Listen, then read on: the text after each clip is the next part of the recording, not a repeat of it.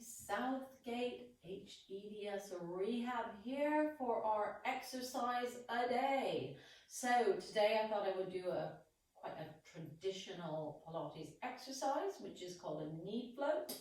And we will talk about ways of doing it, ways to make it easier, ways to make it harder, and how to degress it and progress it. So we are going to lie on our backs today. And when we set ourselves up for this, the first thing we want to think about is where our feet are. So if my feet are further away from me, my leg, I have a longer lever, it's going to be much harder to pick my leg up.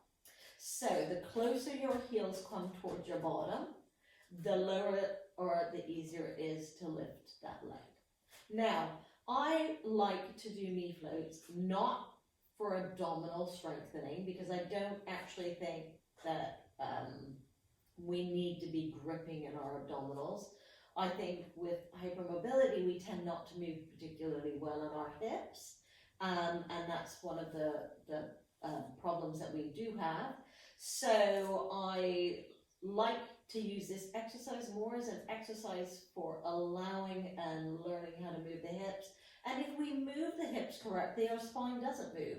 If we grip under our bottoms and we grip our pelvic floor and we lift our leg, we tend to move our back because we haven't allowed our hips to move. So we're going to think of this as a moving the hip or the leg and the hip joint rather than a big abdominal exercise. So the first thing I want you to do is think about your quadriceps and your thighs, and I want you to give them a bit of a wiggle. So it's very common to be grippy here and all around the side, and you might feel like you've got tension in the muscles just in here, and I want you just to give them a bit of a wiggle. Good. And are you holding onto your pelvic floor or your bottom muscles? And are you holding your lower belly? So I want you to relax everything to begin with. So we're just going to take a nice inhalation through our nose to begin with. And I want you to start to feel like you're relaxing everything down there, so you're not holding any tension. And then you're going to exhale slowly. And just feel what happens when you exhale. And I want you to really focus on your backs as well. So you're going to inhale through your nose. And you're going to slowly exhale through your mouth. And you're just going to feel your belly lifting and dropping, hopefully. So you want to try and get that breath coming down here for this exercise. And you're going to feel as you inhale through your nose, everything is relaxed, and then as you blow the air out, we're going to start with a really tiny slide of the heel towards your bottom and just a fold of the hip. So my foot is right down here. I don't want the foot up there or there. I want your foot dropped right down.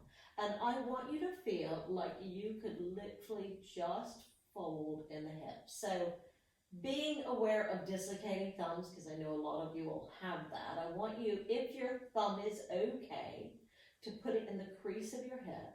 And as you start to fold the leg, I want you to feel like you open that hip that way. So you give that hip space. Now, if your thumb isn't great, you can use a band. I don't have a band here. I'll get one. Let me quickly get a band. So the other way you can help the hip is by using your band. And you can put the band around the hip. And you can slightly pull the band. So I've got that band tied around the hip here, or I'm holding it with one hand. I'm going to pull the band on the outside down. So that's going to help give my hip a bit of space, and that's going to help me to open up there if your thumbs aren't great. So you can hold on to that band, and you can pull the outside of the band down a little bit, and just start to float that leg in the air, and just feel the fold of the hip. And then you're going to gently bring that leg all the way back down. And we'll do the same thing on the other side. So you can hold the band down on the outside, and you can fold that leg in the hip. and bring that leg back down. And if you feel like you're not gripping there, that's absolutely fine. You're going to inhale through your nose, blowing the exhale, the air out. You're going to just fold the hip and bring that leg in the air. Good. Now, if you struggle with that, you can try reaching the heel down first, and that could help ease the hip, and then bring that leg back down. And one more time. You can rock onto the heel and then fold the hip, and then bring it back down.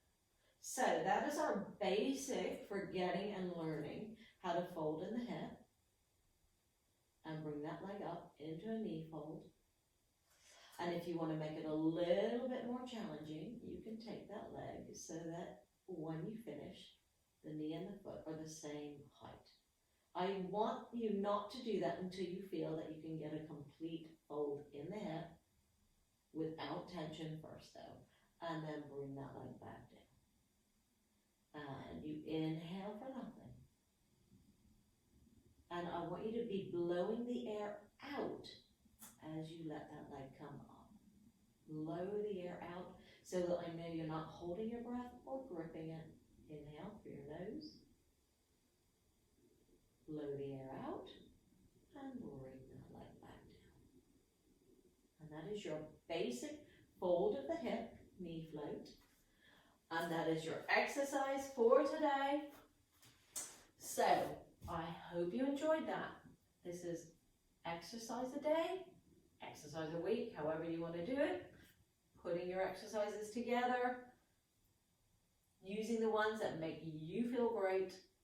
And if you enjoyed it, don't forget to subscribe.